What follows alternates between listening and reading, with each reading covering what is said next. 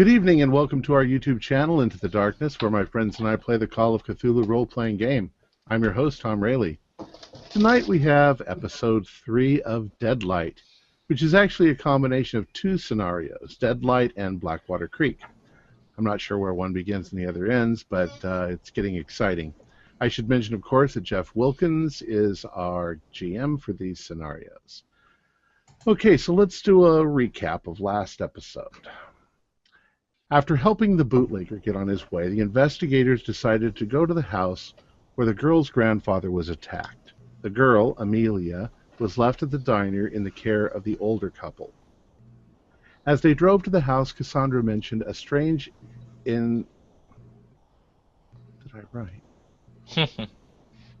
Cassandra mentioned a strange necklace she saw worn by Amelia in the shape of an octopus.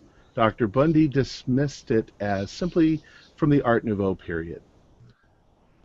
Spell checker. In a flash of lightning, Cassandra saw something in the light, something that seemed to answer the flash of light. Startled, Frank barely managed to keep the car on the slippery road. But soon after, lightning actually strikes a tree on the side of the road. A branch crashes down on the front of the car. The investigators have no other choice than to walk the remaining distance. As they approach, they see a single-story house and barn with no lights on. They see that the door is open, swinging in the wind. Just off the porch, they discover a crowbar and footprints in the mud. The prints seem to indicate two things: that someone was running away, and that from the size of and depth of the print, it was a man. Inside the house, they find muddy footprints and odd burn marks in the front room. In the reception room, they found two bodies. One had been twisted and contorted in the extreme, and the lower part of his body had been reduced to ash. The other person was older and most likely the grandfather. He was on his knees and propped against a chair, apparently dead of a heart attack. The whole scene was very odd. A large, ornate black metal box sat on the floor. There was wax all around the edge, apparently to seal it shut. They found the door to the basement and managed to get the generator running, and the power was restored. On the first floor, Dr. Lewis found a Bible with the quote, "May God have mercy on the physician." Inside the doctor's study, Frank managed to pick the lock on the bottom drawer of the bureau. He discovered a false bottom hiding an envelope with $600. There was also a tin and some candles and a journal. Dr. Bundy managed to decipher the doctor's journal and speculated that he was probably performing illegal abortions. A search of Amelia's room revealed that she needed drugs to sleep and that she had spent time at a home for girls. Sammy searched the barn and found nothing except a very nice car. Back in the doctor's study, Dr. Bundy found an old piece of parchment and read it to Dr. Lewis. It told of an entity, the Deadlight, which was imprisoned in the box. It told how to release it and how to recapture it, but not what it was used for.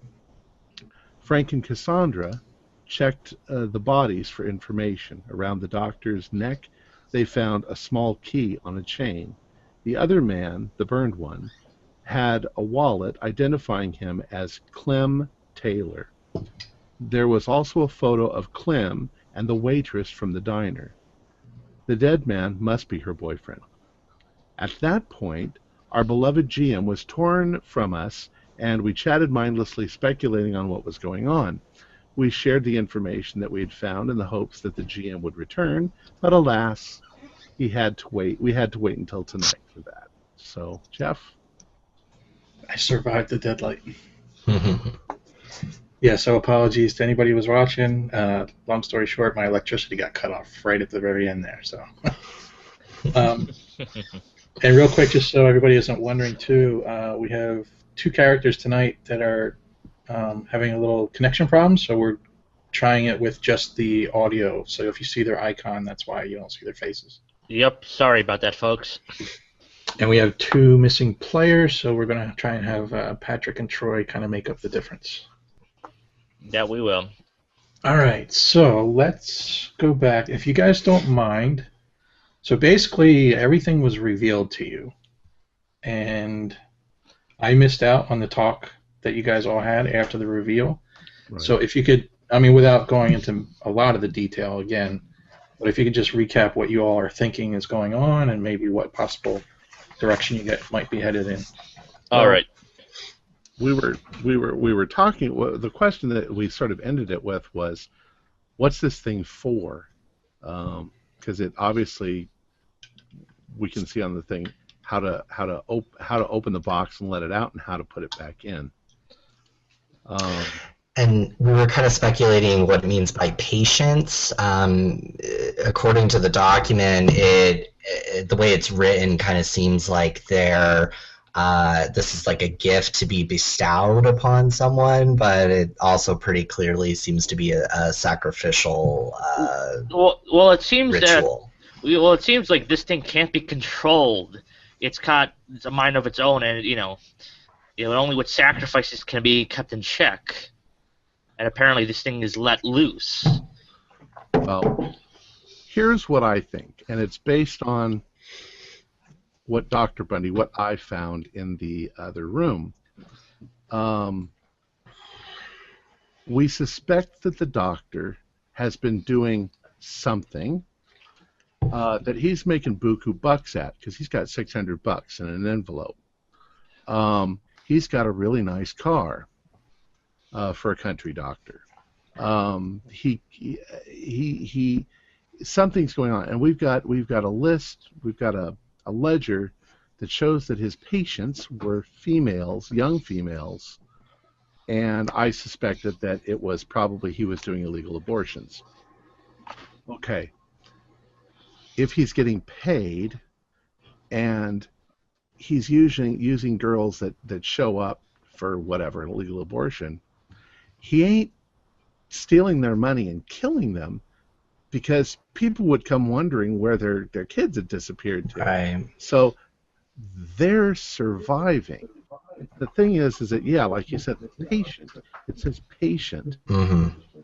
What if the thing is not hurting the person, but the fetus? The fetus. Yeah. Yeah. That was And what I was thinking. all that's left is the ashes.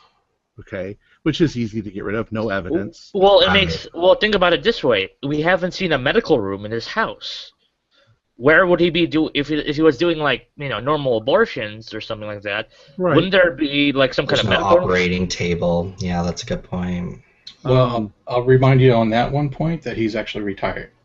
Oh, he's right, okay. but even if he wasn't retired, he would still need a place to do abortions. He wouldn't, he'd still probably have a makeshift area or room or something. No, that's what he retired from the business, so that's what. Right, but if he's really doing abortions, if he was doing abortions a normal way, he would still need a room regardless of retirement or not. Right. He doesn't have any medical equipment in the house that we've seen. Mm-hmm. So. Right. So and I think I don't know, maybe I didn't, but he and Amelia are fairly new to this area, so this is basically his retirement home. Mm-hmm. Like, this isn't his home office where he used to be based out of. Right. So that might explain. So, let's see. Train of thought. So we got a box. We got 2 dead bodies. One of them is burnt to a crisp. One of them has a heart attack. One has a heart attack.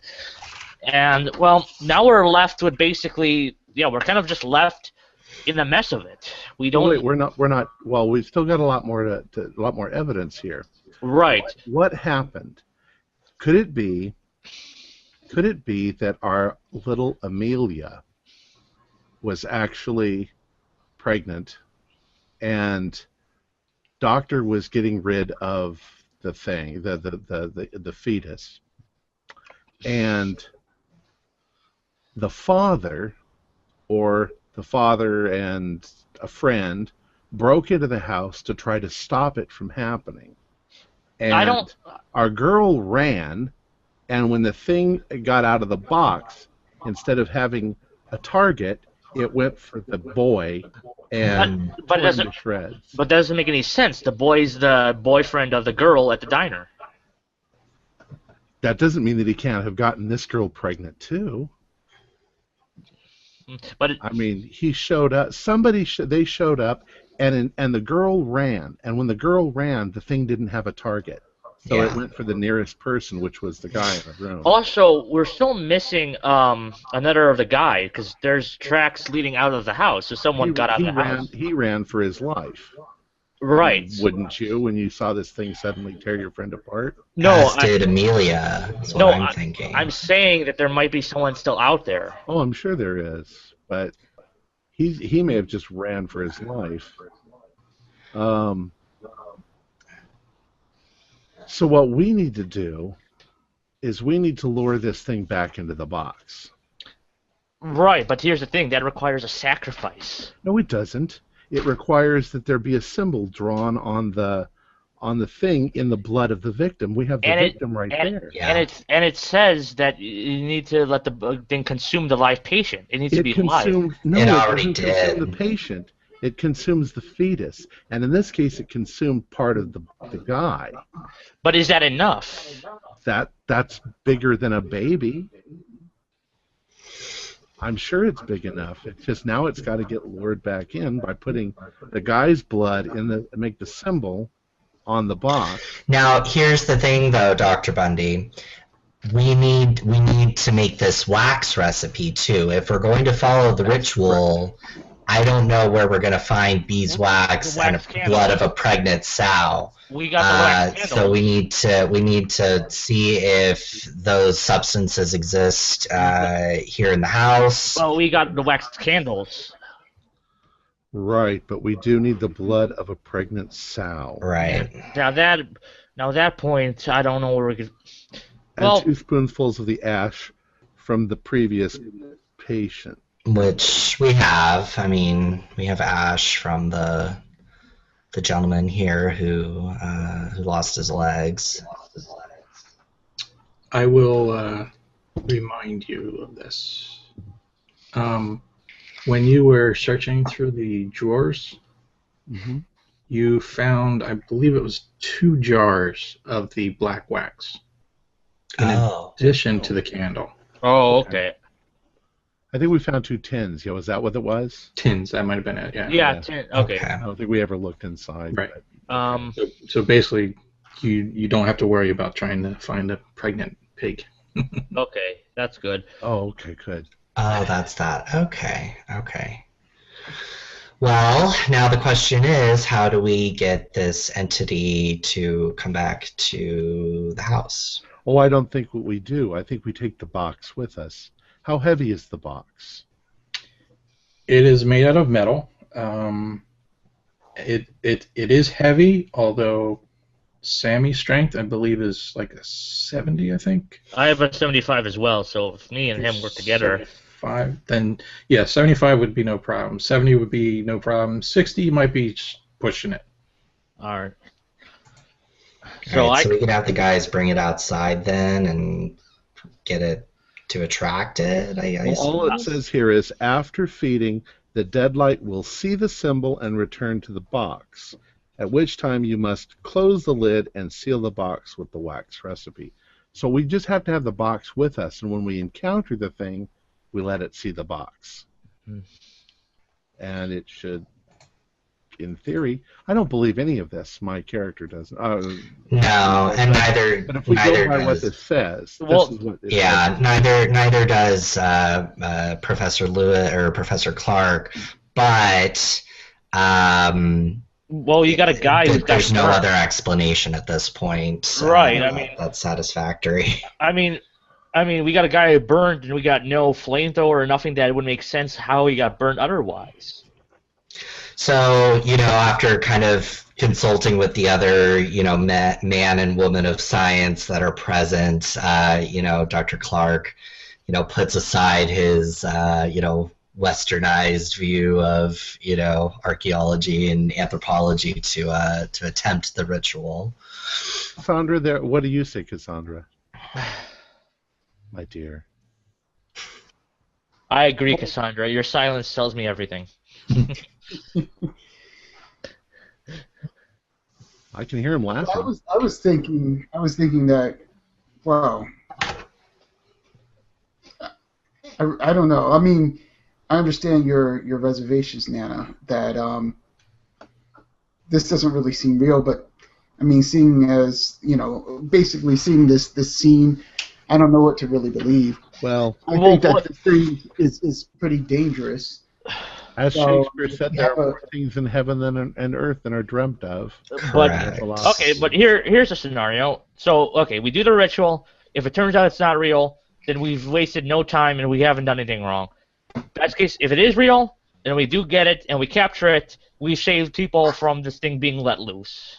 Okay. Well, we need. Sorry, Cassandra. We need to go rescue the golden boy of the archaeology department here. So we need to kind of get a move on. But let's do this. See if it works. If it is, great. We need to get back to the diner, too. And we need to get back to the diner. But doesn't Well, what do we do with it after we capture it? What are we gonna do? we dig a hole and we toss the shit in there?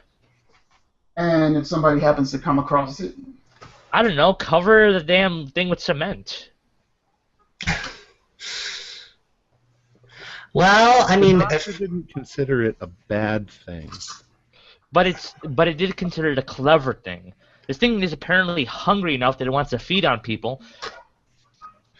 as a man of science and as a collector of antiquities, I would want to take this thing with us. I think that it would be fairly safe as long as we keep it sealed in its wax casing. And I'd love to take it back to the university. Doc, and study if this thing is real, there's no way in hell we can't let people like that get this kind of thing under wraps. Like It'll be safe at Miskatonic. We have lots and lots of rare antiquities at Miskatonic. Look, I'm sure you're. Scientists are the most trustworthy people on the planet. As much as I think your scientists are top men, I don't think that anyone should get the hold of this thing if it's real. My dear detective, I think you are overreacting, and I feel like we can keep this safe. But let us put this argument aside for now. Let's complete this ritual, and we'll get on our way. And if the thing continues to feed, we might be able to follow the trail of bodies. I kind of. Sorry, go ahead. I said that's kind of grim, Nana. Yeah. Just follow the dead bodies. We've got lots of dead bodies here now already. Yeah. Very cheerful. More. Come on. No, we're not going to do that. Just the facts of life, Okay. my dear. So I kind of, I'm sitting and it says, and I kind of repeat to myself, the thing is clever, and I kind of look out the window. I'm like, do you think that thing knows we're in here? It If could. it wants to escape, then it's just escaped. It's gone. Yeah. We might never find it. I don't know, and I can say, have you guys seen anything? Like I kind of, hey Jeff, my character kind of goes look out the window and tries to look for anything unusual out there. He's kind of now on the eye, keeping an eye out for any glowing or anything, anything eerie. Does he see anything? Spot hidden, please. Sure. If you walk 34. over that window and look outside, and there's two eyes looking right in it. It's Sammy looking back in at you. Oh my Yeah. 20, Jeff. No, you do not see anything. Okay. Speaking of which, let me interrupt real quick. Yeah. Sammy's character. So I'll remind everybody too. This is in the middle of a horrific downpour. What do you call it? A nor'easter's blowing through right now. So wind, rain. It's cold. There's lightning, thunder. Sammy's character right now is actually feeling good, peppy. Like the rest of you are, you're wet, you're soaked, you're miserable, But Sammy's kind of almost enjoying this. Sammy. You know what? We need to get that $600 out of the drawer. All right, I'll go get it. We need to give that to the girl. All right. Frank goes over to the office and gets the money. Okay. Remind me too. I'm trying to remember. I think Cassandra found it. Who or what happened to the crowbar? I think she had it. Yeah. Oh, go ahead. Yeah. I had it in my hand just in case somebody popped out of nowhere and needed a good whacking in the head. Sure. Okay, I just was double checking. All right, now I won't at this point do any like confirming or denying of what you guys are all talking about. But I'm trying to think.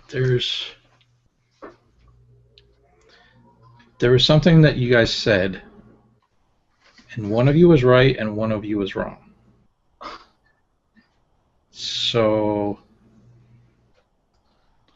I don't know. Fair. You just don't tell us that. Just let us Right, and I'm trying to like walk into the darkness. without like just blurting it out and telling you. I'm just trying to give you a chance to think about it a little bit more. I'm right, and everyone else is right. They agree with me. I have no idea. Does anybody see any flaws in what I said? Well, I just There feel could like be. I just don't feel like this is like a revenge thing. I don't think they were trying to stop it. I feel like this feels more crude. This feels to me like Do you this think was that- just a robber. This was like a robbery. Two guys saw a fancy house, wanted to rob it. They kind of busted on a dock. Dock maybe they let loose the thing accidentally, and here we go. It just doesn't seem like that happens out in the country very much. I agree with Dr. Bundy on this. I think that this was a planned operation. Right, I think it's a planned robbery, but I don't think it was. They were here. Well, or at least the motive was Well, there think about it. was a Think- motive greater than robbery. But here's the thing. This guy is rich. This guy's out alone in the woods. Two guys share this place. It's the perfect robbery. It's not a bad idea. It's Mhm. not a bad idea. Especially since he's a local, and we know that he's a local. Mhm. I mean, there's It's like possible. Yeah, you're right. again, but we don't know at the moment. So maybe if we could find other guy, I wonder. They had to wear masks because the doctor would have known who they were. So. Right. So they were someone. So well, one of them was the boyfriend of the diner girl. So maybe if he visited a diner or so. Well, you're assuming that that's her boyfriend. It could be her brother. For all we True. know. That's True. That's true. True, but there's some kind of relation here. I don't know. Brothers don't usually carry pictures of their sister around in their wallets. I don't know. That doesn't. Maybe. True. Maybe in this part of the country. Yeah. Maybe it's not only his sister, but also his girlfriend. I There you wonder. go. Here's one thing I'd wonder that I would like to check out. We got another set of trails here. If the deadlight got it loose, would the deadlight have consumed the other guy as well? So if we That's could, what I'm saying. if we could look out at, if we could follow the tracks, maybe we could find the other body and see if he was consumed as well. Well, here's the thing too. Mhm. If the deadlight, okay, we're assuming. Let's assume now that I was right, and that the deadlight normally consumes the baby. Hmm. And what it says here is the consumption should happen quickly, approximately 10 minutes or less, depending on size. Okay? Hmm. Because a baby isn't that big. Now, this boy was not consumed. A little bit of him was consumed, his legs. Yeah. So maybe the thing can't eat that much at a time. Otherwise, why not eat the whole thing? Why not then go after the doctor and eat the doctor? Right. So it might not have gone after another might have been person, at least not satiated. for a while, yeah. Hmm. Well, let's see. Well, let's do something. I'm real quick. Well, I think what we should do is we should move the case into the vehicle, and then we can kind of drive around looking for it. But what I want to do real quick is I want to look on the back porch and see if maybe maybe there's another body out there, because we didn't really investigate the back Right. porch. I want to follow the tracks though. I want to go actually follow the tracks where we saw to see if we can find a dead body out there. Well, go see if you can follow the tracks, but they're probably all washed away. Yeah, that's the only thing. Well, it can't hurt. So yeah. So hold on. So here's Jeff, me and Sammy, my character Frank and Sammy will Sure. take the box, and we'll put it to the car. All right. Yep. Okay, and after that, we're gonna look at the trail. You said there was another trail. We're gonna try looking and see if we can't follow it, and see if we can find another body or something. So let me remind you though, the car is all the way down at the main road. Oh, that's right. Okay, so here, we'll follow the tracks first, and then we'll get the trunk. Okay, so we'll kind of take the trunk out the door, and then we'll just kind of follow the track. Okay. Actually, hold on. Better case scenario. Okay, why doesn't Sammy and some of you guys go with him to the car, and maybe me and Cassandra or someone else will look at the tracks. Well, how about the ladies? Let's do this. Do a spot hidden for me, Patrick. Okay. Give me that money so that I can give it to the girl. 06. No, I'm keeping it until I give it to her. Yeah, that might never happen, right? Yeah, Dr. Bundy, you take the money. I'm not giving it to her. Like, listen, I'll give her the money. So in the downpour of the rain, the one track that Cassandra saw, it stood out because it was deep and in the grass and the mud. But beyond that, there's no real tracks per se to follow.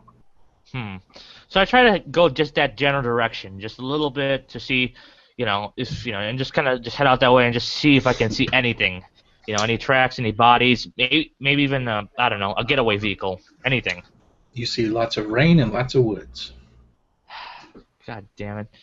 While he's out there, I say to Cassandra, I'm like, we could take the doctor's car. Mm-hmm. I bet his keys are here. Yeah. Somewhere. I mean, he's not going to be needing it. So, yeah. Maybe you should drive, Nana, since you seem to be the safer driver amongst us all. Me? Yeah. I've never driven a car before. This is 1920. I can do it. I have a drive skill. Nana, look. You drive much better than he does. Well, that's true. But then, where's Sammy? Sammy can drive the car. I trust him a little bit, at least. Oh, that drunk. Oh, that's true. He's been drinking. Cassandra, dear, I can drive. Well, yeah, sure. Okay, Doc. Okay. So since we're going to take the doctor's car, I will grab the wax and the blood and put it in the car, and then if we could get Sammy or someone to move the case to the doctor's car, then I think we can kind of drive around from there and hopefully maybe attract the thing. So the wax that we found is actually all mixed up, right, with the blood and the It's ash. already pre-mixed. It's black. Okay, that's why it's black. Well, Okay. make sure we get at least some of the ashes from Yes. the victim. Yeah. So And I'll. we need the blood from the victim because that's Right. what we need to draw the symbol with. I'll have Professor or Corey's character collect that part of it, and then I'll get the wax. Did the doctor by chance already draw the symbol on the door of the box? Let's look. You look and you do not see anything. Okay. Okay. So we should probably put that on in the car just because of the rain and all that. Yes. Okay, so if my character doesn't see anything, I guess I'll head back.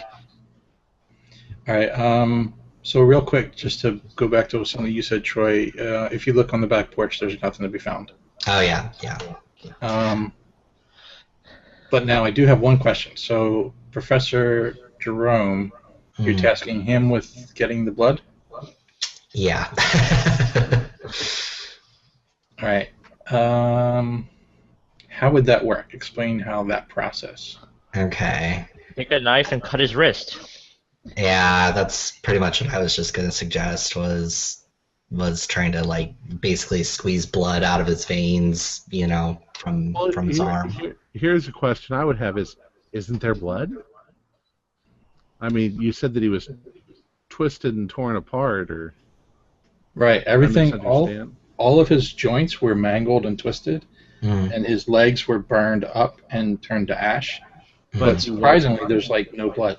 Oh, there's no blood at all. Oh. But if you slice him open, then do you find blood? Yeah, of course you would. He's still, a dead I'm body. asking the GM. Yes.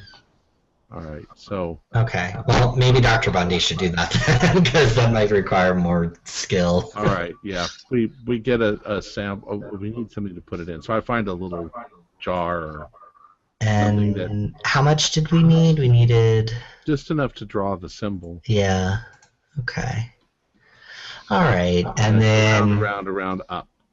And then Professor Jerome collects the ash in a separate tin. Okay. So you're looking around for a jar?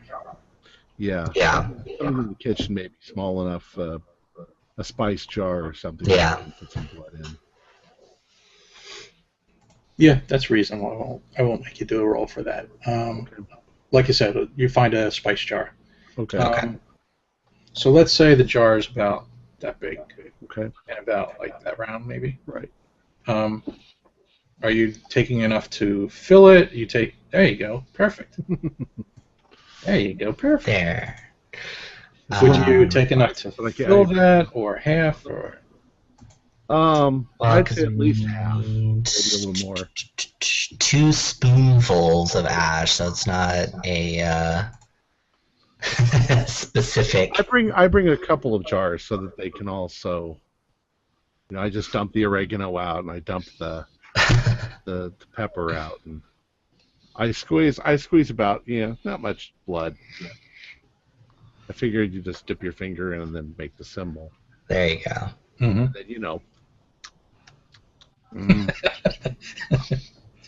And I think because you're a doctor, I'm not going to make you roll sanity.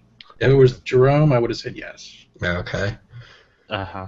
He'll thank me for that. Yeah. So I come back, and so me and Sammy are loading up the box on the doctor's car then? Yeah, let's do that just because our car is stuck Well, Now, I thought we got it and far unstuck. away. I mean, yeah, so we'll drive up to my car, and then we'll just switch cars then? that might actually work. I don't know how we might not be able to get this car around the tree either. Because there's still a tree limb laying across the road. Right. You would know that you could not have. Oh. We'll drive the car down to there and then Switch. cars. How are you transporting the ash?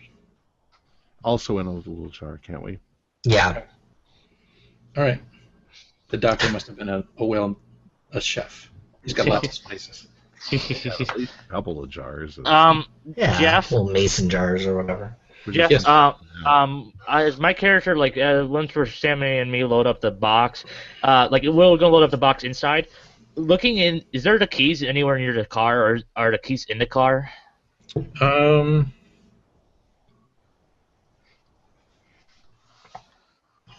Give me either a luck or a spot hidden. I will give luck. Oop, and yeah, 19. You find him hanging on a little hook in the kitchen. Yoink. So I take it off and I start up the engine. Okay. What kind of car is it again? It's a nice one. Okay. So, I'm like, man, look at that engine purr. That kitty purr. Okay, so we have all the substances and the case in the car. We're all packed in, and we'll start heading up the road. All right. So everyone in, buckle up, and let's move out. Yep. The drive is uneventful. You're aware of the weather. You take your time. There's no nearby lightning strikes. And you get to the end of the driveway where the branch has fallen. And like I said, there's no real way around it. So you're going to have to stop and then switch cars and get back into your car. That's what we'll do. And you all are heading back to the diner, correct? Yep. Yeah, Cassandra and I will be in the back seat again. All Okay. right. I'm sorry, my dear. I never learned how to drive. So as you're driving back to the diner, tell me again, walk me through what you're... So I'm asking you to tell me like what your plans are. Like, so once you get to the diner, what is your intentions? Once you get to the diner, what do you plan on doing? We're going to have to break the news to both ladies that their grandfather and their boyfriend are dead. Okay. And we're going to have the box with us in case we see something that we can lure into the box. Okay. And I'll be kind of curious to see how Amelia reacts to the box, too. You know, maybe we are being stupid here because what if the waitress is in on this? Well, Right. we can see our reaction and see what Well, we could take matters into our own hands. You know, then. actually, if she was in on it, wouldn't she have reacted when we had Amelia walked in the door? Maybe Yeah. she, I'm like, uh-oh, something went wrong. maybe she was playing, playing it safe or something, or maybe she was, just faking her emotion or something. I don't know, some country bumpkin diner waitress. I don't know if she's that. Hey, people can surprise you. Yeah. Anyways, so let's just get to the diner and then we can see how she reacts, and then we can go from there. Okay, so you're driving along, and again, Patrick, give me a drive roll. Of course. 03. Awesome. Wow. You're like becoming an expert in driving in this weather, so it's Yes. like no big deal at all to you. I want to say something to Cassandra since she's right next to me. I just had a horrible thought. What is if it? the box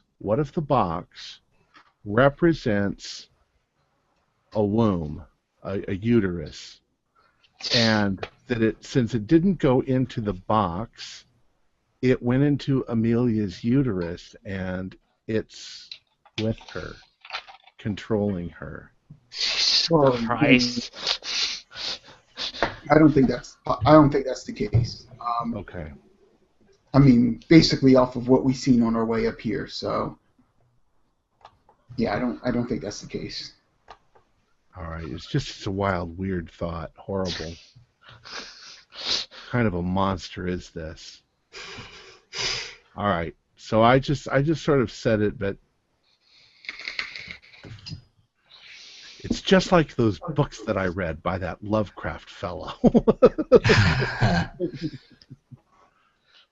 Oh, all right. What the hell? Okay, so we keep driving, we keep singing Kumbaya. Kumbaya. Uh-oh. Jeff, are you okay? I think Jeff froze. Yeah. Uh-oh. The car steers off a cliff, exploding into flames.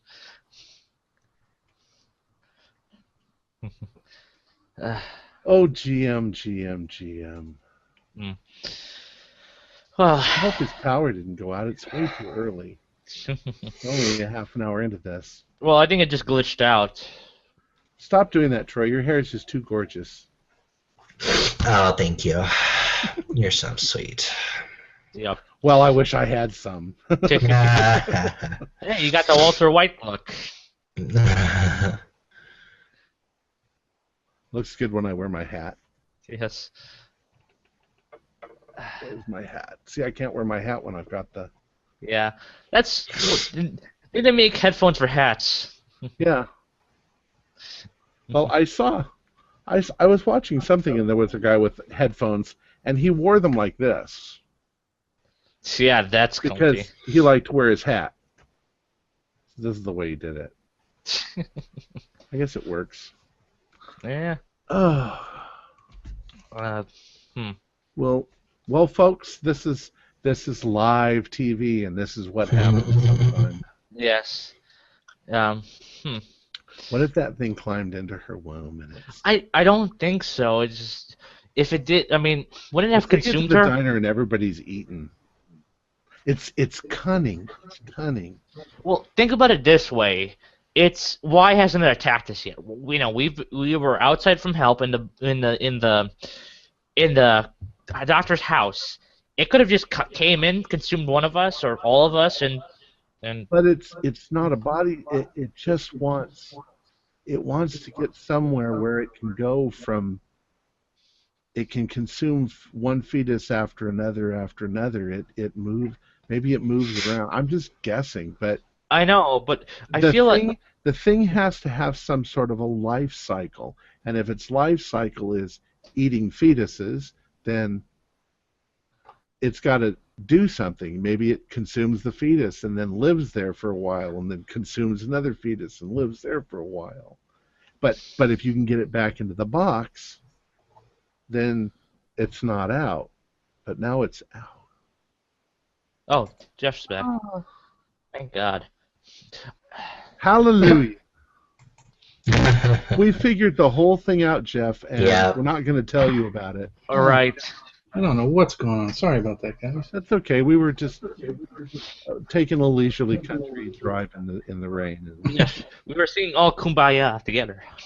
Yeah, just had to reset my router. Just everything went blank. So where were we? We had decided what? Anything? Last I remember, you basically are driving to the diner. Yes. Harriet came up with a crazy idea. Cassandra poo-pooed it. Well, we were just sort of saying that a little bit more on that if the thing is a creature and it has a life cycle, then its life cycle might be that it moves. It normally would go into somebody's womb and eat the baby and live there for a while, and then wait for the opportunity to jump into somebody else and live there for a while. So I don't know. It's just wild, crazy, weird speculation. Mm-hmm. Yeah, no, it's good. And I think the box your bed. is if it were a womb. Nana, I think it's about your bedtime. Right. I think so too. I think I've been a little harried through this whole thing. The Professor Clark says, in some, traditions, there's similar symbology to,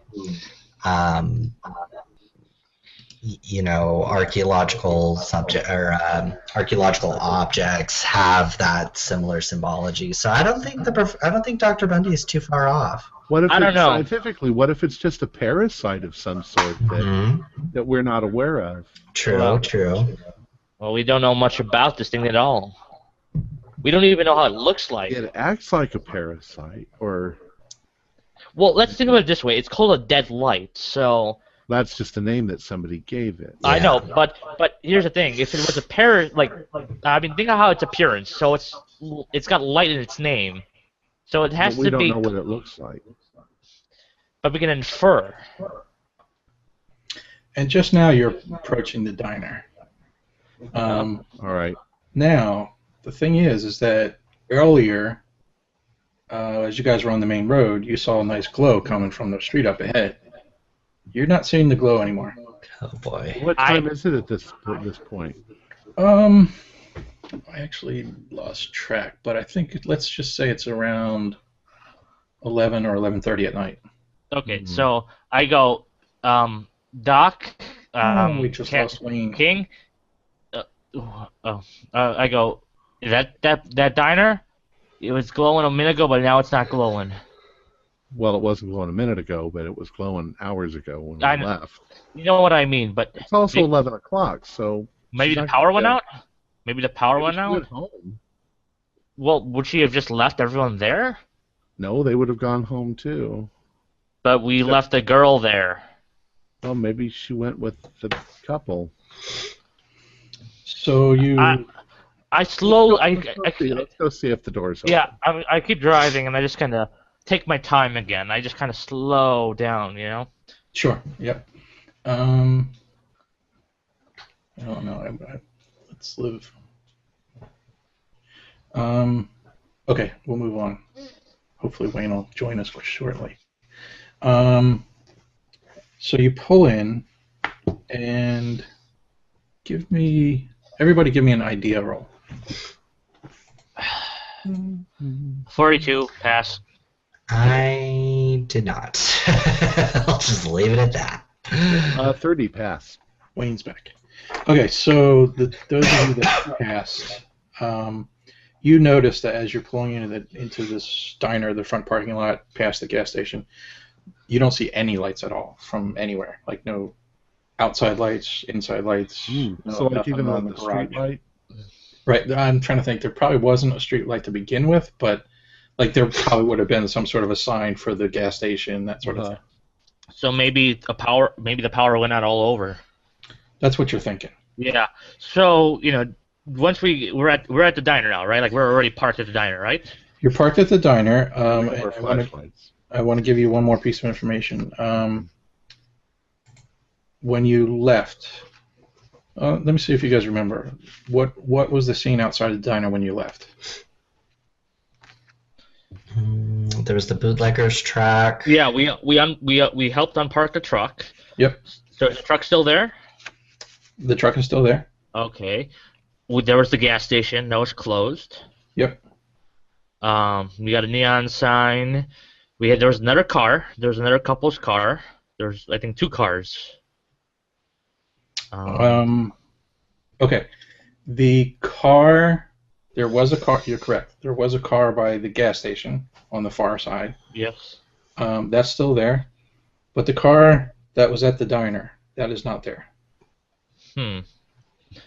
Someone left. The truck is gone, though, right? The truck is still there. But I thought we got it unstuck and he left. He was still waiting at the lane. I think he said that he was going to stick around. Okay, so I'm kind of driving us, and I kind of park kind of right in front of the diner, kind of when we were previously parked. Mm-hmm. Okay. And I kind of get out, and I have Sammy kind of carry the case in, and we head to the diner door. Okay. Everybody's going in? And we've got our flashlights. Yes. Flashlight's good. You going in, or are you shining lights, or? Well, we want to see if the door's open. Actually, but I shine a light in the diner. You shine the light in, and there's nothing moving. Doesn't appear to be anybody in there. Okay. But is the door open? The door's open. Yes. All right. Okay. Now we got some danger. Sammy, get your gun out. I take out my gun, and Sammy does. Well, Sammy's carrying the case, so he can't. So I take out my gun. I slowly open the door. We walk in. I have Sammy put the case on the diner table, like the bar table. The counter, like. Yes. Okay. And then he pulls out his gun then. Okay. What are the rest of you doing?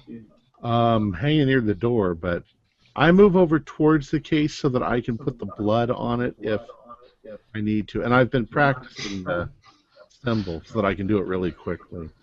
I remember what it is. I'll have the wax. I'll be holding the wax and ash and just kind of like standing there by Dr. Bundy. Yeah, get comfy, guys. Me and Sammy will start slowly doing a sweep. I'm curious though. Practicing how? I'd seen the symbol, so I've been just thinking it goes around, around, around, up. Okay. Yes. All right. So as you enter the door, Sammy puts the box up on the counter, and Sammy went from feeling kind of good and peppy to not feeling so good anymore. He's fine, but just he lost that oomph, that go get him. It's a bad feeling.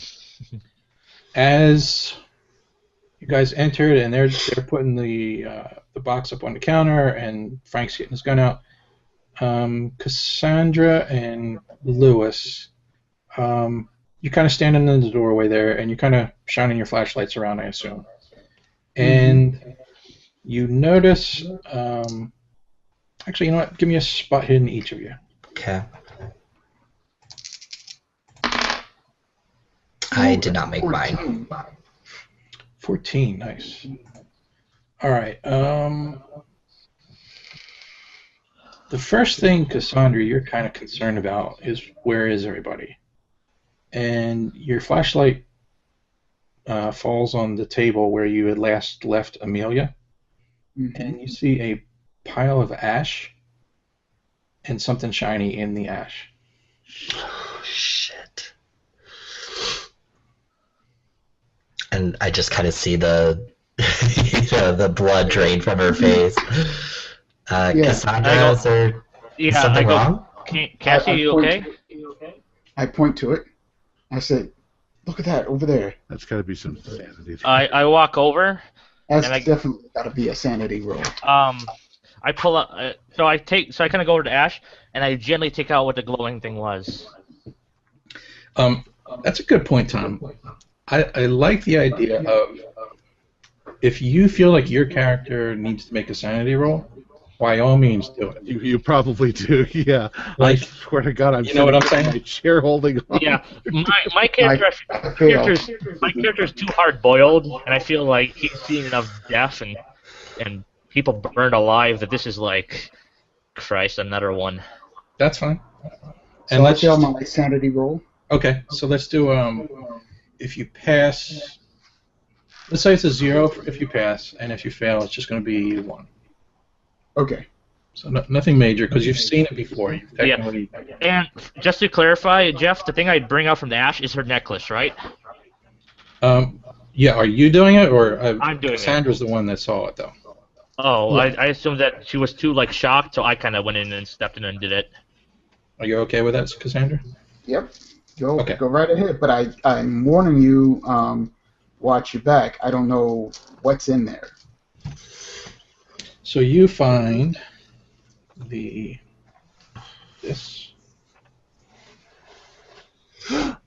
Oh. Wait. Hold on. Ooh. Oh, that's awesome. Dude. Nice. Is it that big? Yep. And is that a pocket watch? So it's like, so does it look like I can open it? With a little closer inspection, it looks like there's a little thumbnail. Like you can put your thumbnail in there. So I kind of open it. So what I'm going to ask is for everyone else except for Frank to not look. Okay. All right, hold on. Let me turn around. All right. I'm not looking. Okay. All right. So what am I seeing, Jeff? See this. Can you see that? Looks like a face. Don't tell us Yeah, what it don't is. say it. Huh. Can you see it? Yeah. Okay. Now everyone can turn around. Okay. Now I'll let you decide what you would like to do with that information. I kind of like look at them, and I see how distressed they are, and I'm looking at the necklace. I'm like, I just kind of like standing with the necklace and gape. I don't know what exactly the girl's deal, Amelia's deal was, but I don't know if you want to take a look, but here. And I kind of show him the necklace. Who do you hand it Yeah, to? this is the necklace that I seen her wearing. Yeah. And it looks like it's got some kind of picture of a, I want to say, head?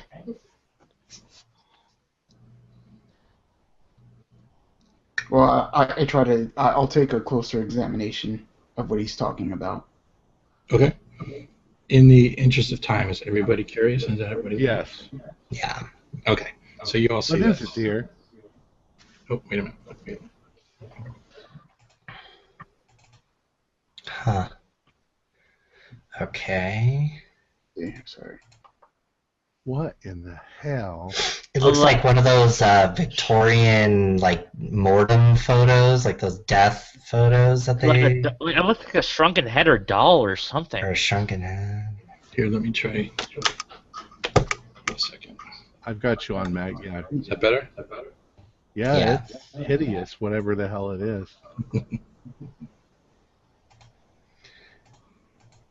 Looks like my ex-husband. Dead husband. Burn. And that's going to be a sanity roll, too. Okay. Okay. Oh Same my as god, I before? actually passed it. Amazing. Wait a second. Jeff. Yeah. isn't like a real story, is it? Is it what? This isn't like a real story, is it? You're not gonna like consume us all. Oh God. Nice. That was like a real nice touch. I got a 9. Yes, I got a 10. I failed that one too. So again, let's go with a pass will be a 1, and a fail will be. Let's go with a 1d4 plus 1. 1d4 plus 1. Bring out all my dice. What was the pass you said, Jeff? Pass will just be 1 point. Okay. It's a 1d4 deformed plus child. 1. All right, that's 2 points. Okay, not bad. Can I make like an anthropology check or? Looks like Peter Gilman. That's what I was about to say, actually. To determine what, Troy? Or, If this is like a cultural thing, like is it like a shrunken head, like like the detective was saying, or? make your anthropology roll. Okay. And I have a speculation. I passed it. Could I roll photography to see if I know any kind of photos that would have been taken like this? Like, is this like a death photo, or is this like a freak show photo, or anything like that? Okay, so let me go back to Harriet said she has speculation. What was your speculation? Because that My doesn't even roll. speculation is, my dear, that perhaps Amelia had a baby that was severely deformed and it died, and she just felt like she needed a picture of it kept close to her heart because you loved the baby anyways. It's kind of morbid to us, but you know, I've known people. It looks like an adult though to me. Yeah. Is it an adult? It doesn't look like a child. The guy had looks like he had a bow tie on or a suit. So, I guess that the clarity of it wasn't coming through. It was wearing like one of those little the old baby things with the baby would wear like the white cowl. Oh, okay. It looked like a baby to me. Right. Okay. Okay. So my anthropology didn't. And so what was like reword your question. What are you trying to determine? I was trying to see if it was a part of a cultural practice that I might be familiar with, like if it is like a shrunken head situation, or even if it is related to sort of the Victorian practice of women carrying around pictures of their dead babies or whatever, you know, if it's part of some tradition, some human tradition that I was familiar with. So it's not cultural in the sense of a shrunken head. Okay. But it would make sense to you that this possibly was Amelia's. Okay. Okay. So I take a step back and I say, well, looks like our Amelia has, and everyone else has kind of met the deadlight.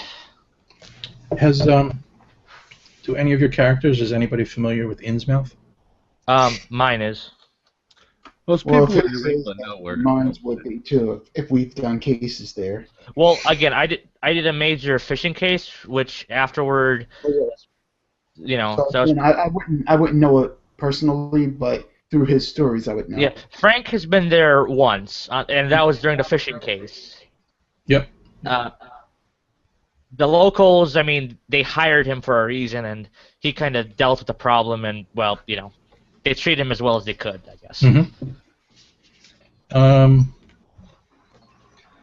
As you guys are passing the locket around, Harriet, you take a step backwards and you step on something. Oh, great. All right, I turn my flashlight down to look and see what it is. You see that your shoes are covered in dust, and there's a large pile of dust, and there's a little brass, I don't know if I should even draw it, but a little brass buckle almost. It looks kind of like this. I'm like, I look down, very concerned, and I reach down and I pick up the buckle. Like, what is this? It looks like something that the truck driver would have been wearing. The man who had the truck parked out there. His belt buckle? I kind of take a look. Well, and I kind of close in, like, what does it look like? Yeah, what does it look like a belt buckle?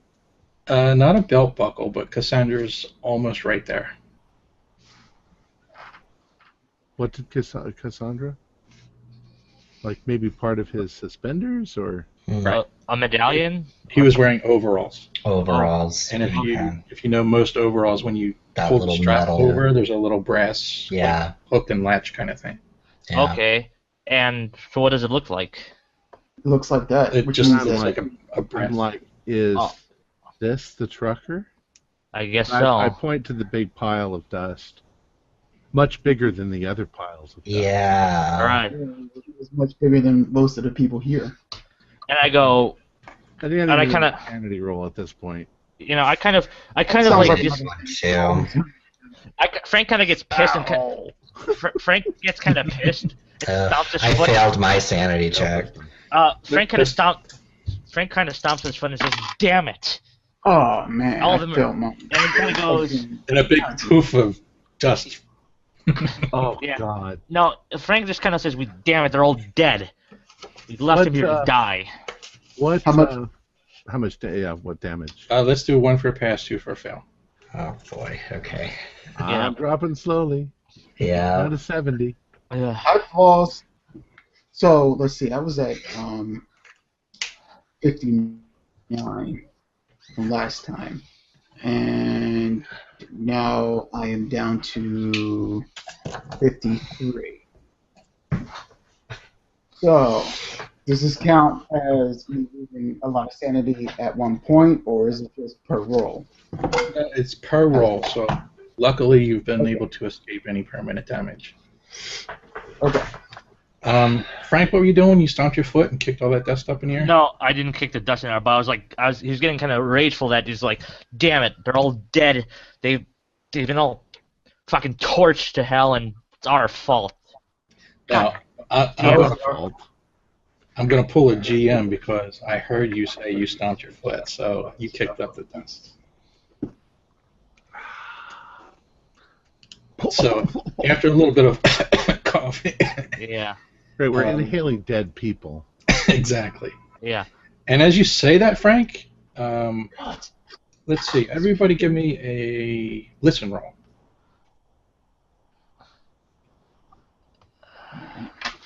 Listen.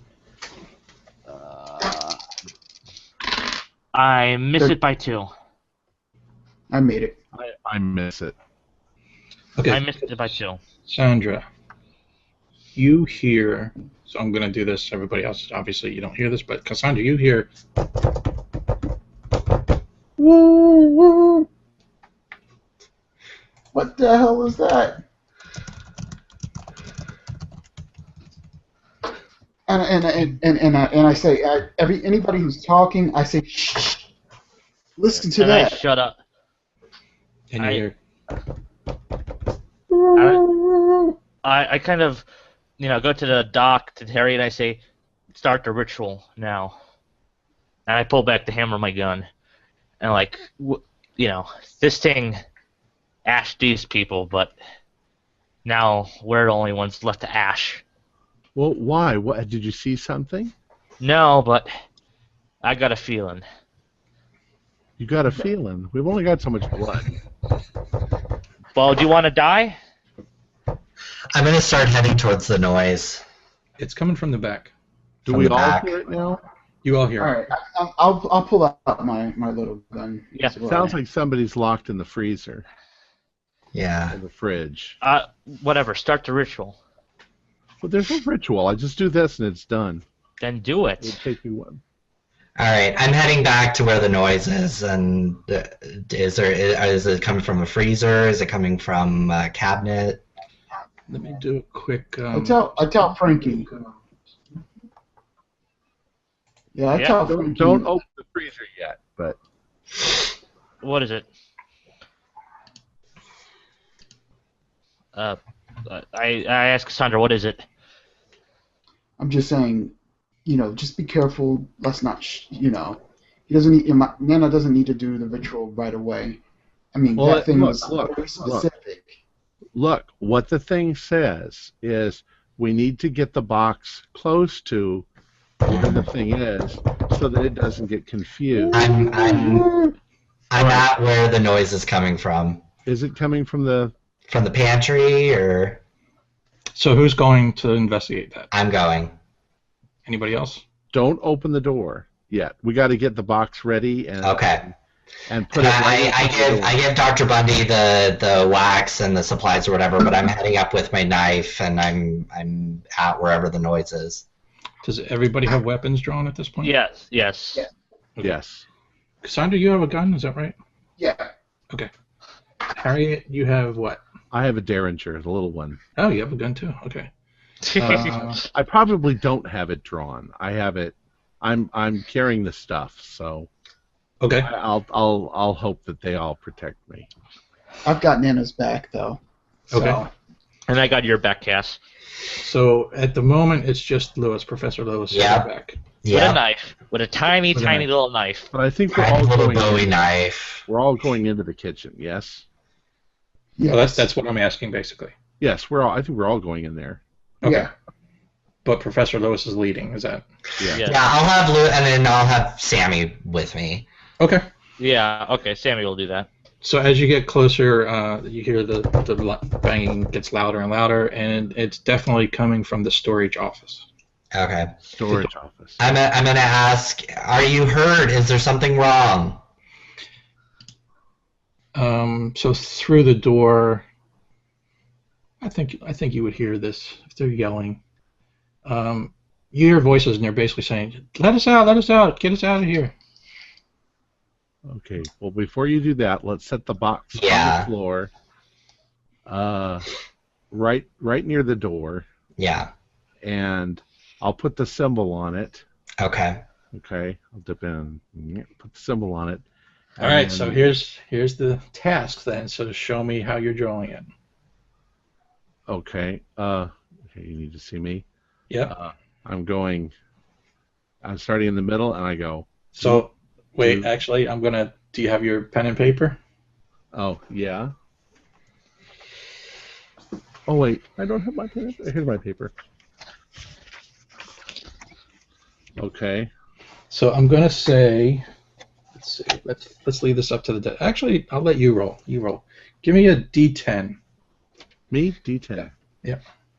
Do I recognize any of the voices? What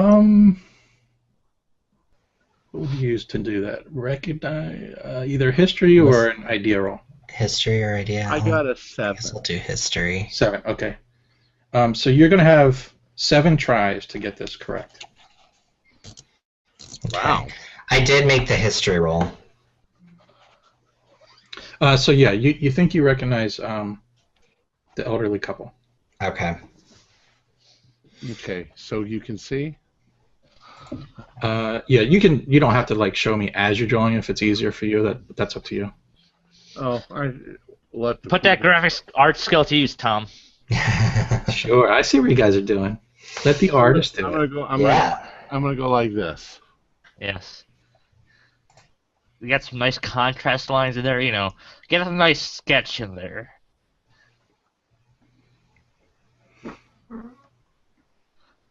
Okay, final answer. Yeah, I think so. That looks good to me. Yep, good.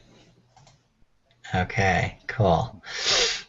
So I'm gonna stand to the side because I'm guessing it's pushed through, right? Pushes through into the room, right? Sorry. We also.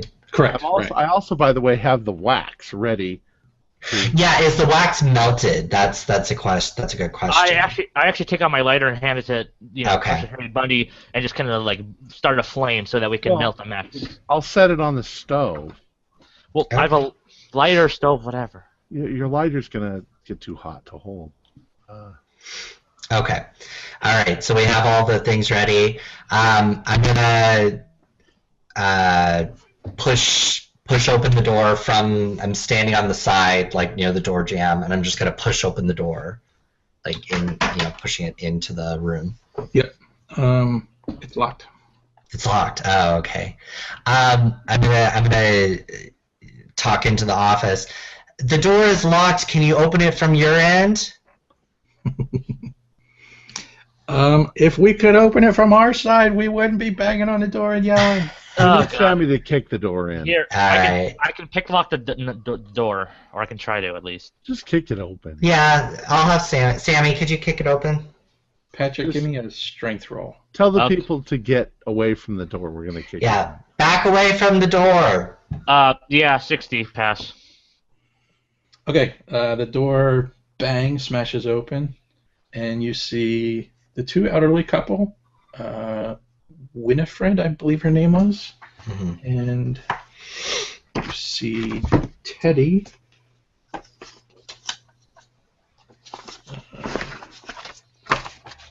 Sorry, what's his name?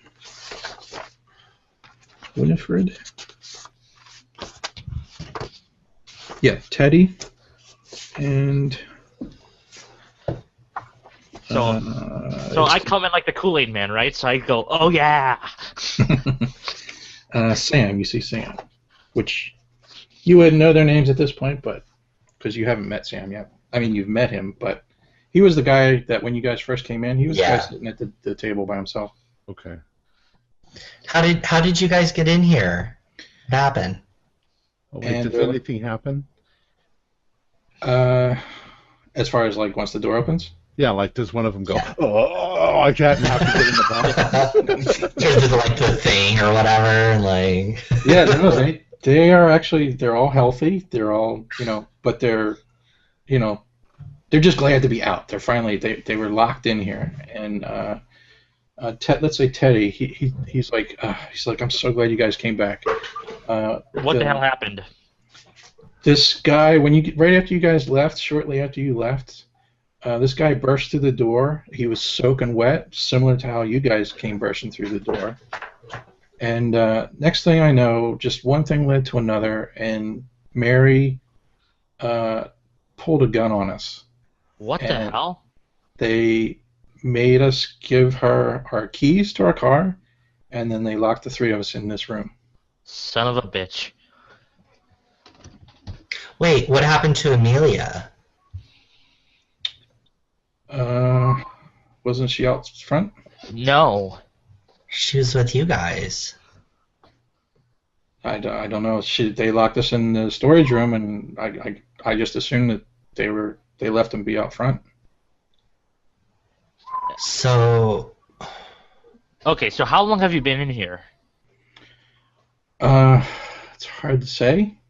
When did you guys leave? An Couple of hour? hours ago. Yeah, Let's 3 just say hours? 2 hours. Yeah, let's just say that. Okay.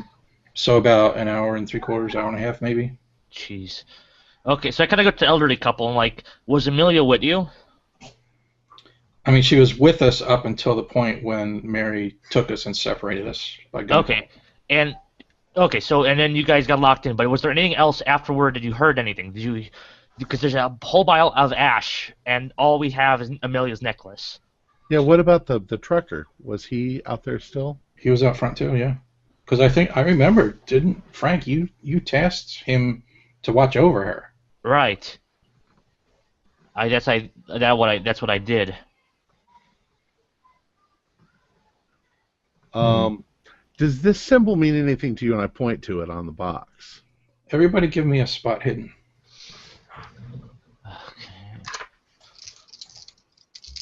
I don't make mine. I failed mine. I'm rolling so terribly. Oh, I Oh failed. my gosh, everybody failed. All right, somebody roll for Sammy and somebody roll for Jerome. I'll roll for Jerome. I'll roll for Sammy. And Sammy passes. 20 Jerome got a exactly. 34. I'm guessing Yeah, that it's hard you to did. That's a decent roll. Okay. Sammy All got right, 20. So Jerome and Sammy, as you guys are all talking and you're huddled about trying to figure out what the heck's going on, you realize that behind you, in the kitchen, there's a glow. Sammy kind of says, "Boss, there's the glow." Does Jerome recognize that from when he saw it earlier in the car? It looks about the same color, yeah. Okay. So Sammy alerts me and basically alerts everyone. So I kind of turn around and I say, Doc, I think we got the deadlight coming in. Well, let's move the box in Yeah. front of us so that it gets to the box before it gets to any of us. All right. As you maneuver the box around, from behind the main counter, so like there's the main kitchen counter where the chef does all the prep work. Through the wall, the light kind of gets brighter and brighter, like the far wall I'm talking about, gets brighter and brighter, and then that whole back area of the kitchen now is pretty much all lit up, and it's like a you guys know what an LED blue would be? Yeah. That sort of color. Yeah. So it's not like a natural yellowish incandescent light. It's got a bluish slight tinge color to it. Okay. So we have the box in front of us. Then we're all standing behind the box. All right. Okay. And I tell basically everyone in the room, stay in there. Do not come out. Oh, into the small pantry room? Yeah, where they were held. I'm telling them to stay in there and not come out. The three of them. Yeah. Close Okay. your eyes, look away, and pray to God. Well, Maybe we wish we had a door we could slam shut, but We'll be trapped in here. You can slam it shut. You just can't keep it shut. just close your what eyes. I'm saying is like, when are we going to get out, though? If this thing is out here. so let's see. Everybody, give me a roll and just tell me who got the lowest score. Okay. Percentile. Or who got the highest score? Let's see that. Who got the highest? I got 65. I got a 54. 20. 65. Sounds like you're it, Frank. I got a 92. And then there's Professor Lewis. Oh my god. I need to stop using this dice roller. It's always bad. So you see this thing now directly in front of you. It's actually beautiful.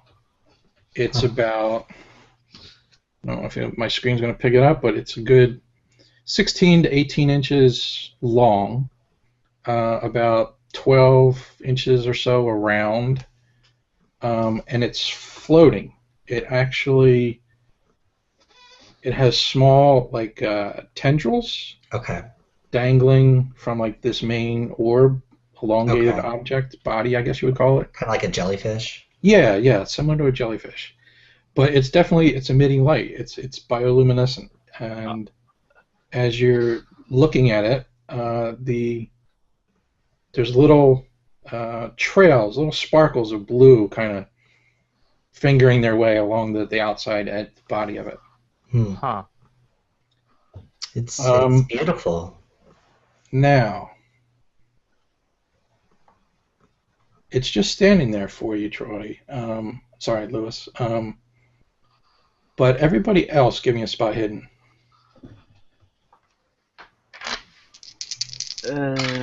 Pass. I got a 28, so I passed. 61 is that one? 28. So Cassandra.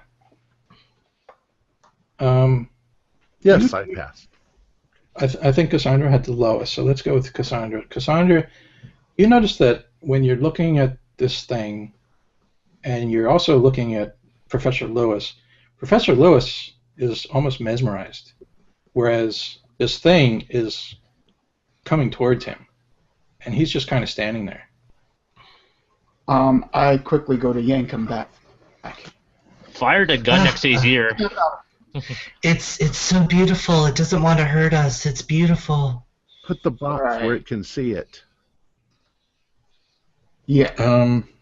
Tell me how you would do that. Push it forward on the floor Okay. to where it's like right underneath the thing.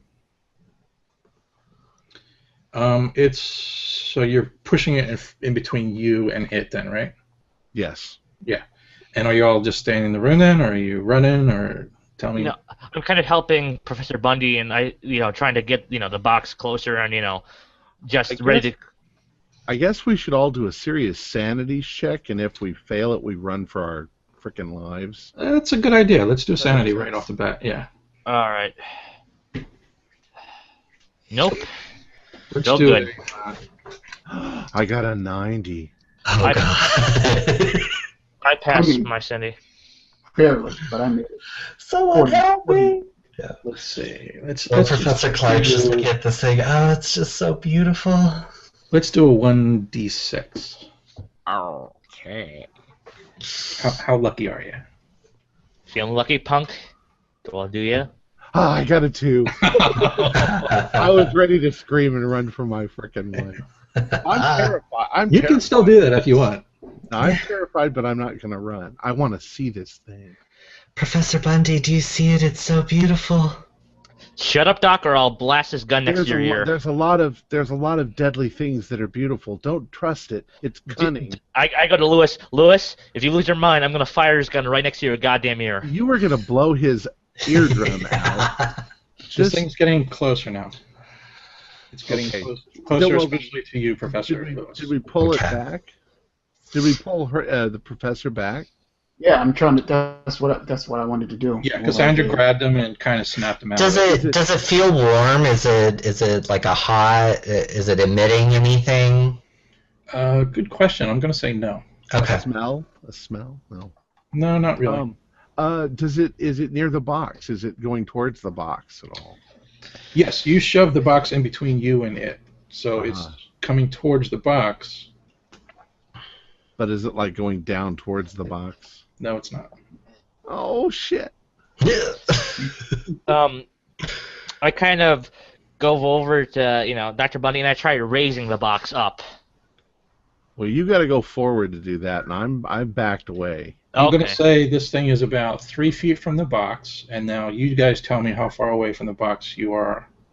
As it's approaching the box, I am backing up. Yeah. I guess I'll back up a little. So give me of how many feet? Like 5 feet, 10 feet, 20 feet? I'm probably about 5 feet away, and I'm going to 6. I'm going to the back of the pantry. I'm going 3 feet. Unless someone's pulling me back, I'm just standing there mesmerized. So I'm like, I guess maybe like a couple feet behind the box. We've all grabbed a hold of Dr. Lewis's clothes, and we're pulling him back with us. Okay. All right. Though he is probably the farthest forward. Yeah. So let me just look at my map again. So there's like the counter, and then there's like the little space where you could walk back around the counter so that you would be out into the main lobby area, I guess, where the tables and everything are. Are you guys going that far, or are you still in the kitchen? I think that if it gets to where it's directly over the box and it keeps coming at us, I'm running for the out. I'm getting the hell out because it's not working. It gets to the box and it continues past it. Oh shit, we're going. I'm getting the hell out of the kitchen. And it actually starts. Let's see. Everybody, tell me what your Constitution number is. I think I actually have a pretty good one. Tell us what our number is. Mine's just 50%. I'm 80. I'm 50 as well. I believe mine's is at 50, but let me double check. You're healthy, Dr. Lewis. Yes, Dr. Lewis is... He works out, doesn't he? He does. He had a scrappy childhood, so... Sorry. It goes it floats over top of the box, which is on the floor, and it slowly starts to turn towards the back pantry room. Uh-oh. All right, did we grab everybody out of the pantry? The last I heard, everybody was in the pantry. The three, Winnie, Teddy, and Sam, and Cassandra were in the pantry. Cassandra, get the hell out! God damn it! Why isn't? I said I was running. I'm running. Oh, you're running out of the pantry? Out. God damn it! Why isn't the ritual working? Are you running? Which direction are you running? The opposite direction of where that thing is coming from. Okay, let's good. Hey, let's Jeff? clarify. We were in the kitchen, right? And then Yes. is there like a door going back out into the diner? Right. There's actually a double door. All right. That's where I'm heading, is for that double door to get back out into the diner. Jeff, could Okay. I roll? I'm following Nana. Jeff, could I roll an idea roll onto why the ritual might not be working? Hmm. You do that while you're not panicking? That's a good question. I'm going to say yes. You can do that. Okay. And I pass. 60. All right. Now the question is, how much do I want to tell you? Nothing. Do you all still have your sheet of Yes. instructions? Yes. And I'm looking at it. I think I see what the issue was. So you needed a live subject, wasn't it? the answer lies on that sheet. And Cassandra, I'm going to say, so the thing, when it first appeared, it appeared closer to the dividing wall. So for you to get past it now, you're actually going to have to run along the back wall of the diner, like away from the main front door. Is there a back? There is a back door. Here, do you want me to show you the map again? Well, why don't we make for that? We need a live patient. That's the problem. We need to take. Someone has to die. Where do you get that from? There's nothing on here that Draw says the following forehead symbol on the forehead of a living patient in blood, preferably the patient's blood, but any blood will do. Patients living- don't die. Living patient. Patients don't. It's not saying sacrifice. It's not saying offering. It's not saying victim. It's saying saying patient. living patient. But you don't sacrifice a patient. It does say place the patient to be consumed as close to the silver container as possible. Right. So that sounds like a sacrifice to me, Nana. Well, I think Dr. Lewis will shut up because he's still mesmerized or whatever, but So Cassandra, are you going to try for the back door? Yeah. Okay. Give me a luck roll. Nana, this way. Well, Nana's would be on the other side of you now. The thing would now be in between you. Or between us, or like, Nana, meet me outside. Get out of this place. And you All need right, to roll a what now? I'm already heading that way, but I'm reading this thing. What did you need me to roll, Jeff? Give me a luck roll. A luck roll. Here we go.